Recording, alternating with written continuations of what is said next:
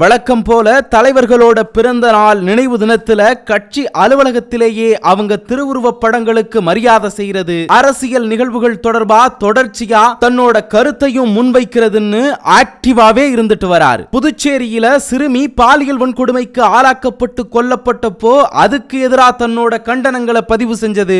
சமீபத்துல பட்ஜெட்ல தமிழகத்துக்கு எந்த நலத்திட்டமும் இல்லைன்னு சொல்லி அறிக்கையும் வெளியிட்டு இருந்தார். பொதுமக்களை சந்திக்க விஜய் யோசிக்கிறாரு, தயங்குறாருன்னு சில விமர்சனங்களும் முன்வைக்கப்பட்டாலும் தாவேகாவோட ஓராண்டு பயணம் அரசியல் தளத்துல ஒரு தாக்கத்தை ஏற்படுத்தி இருக்குங்கிறது தான் உண்மை. திமுக ஆட்சி மேல பரந்தூர் விமான நிலைய திட்டம், வேங்கை வயலில் குடிநீர் தொட்டியில மலம் கலக்கப்பட்ட விவகாரம், அண்ணா பல்கலைக்கழக மாணவி வன்கொடுமை, தமிழ்நாட்டில பட்டியலின மக்கள் மீது நடத்தப்படுகிற தாக்குதல்னு மக்கள் மத்தியில பல அதிருப்தியை ஏற்படுத்தி பல்வேறு விமர்சனங்கள் முன்வைக்கப்படுது.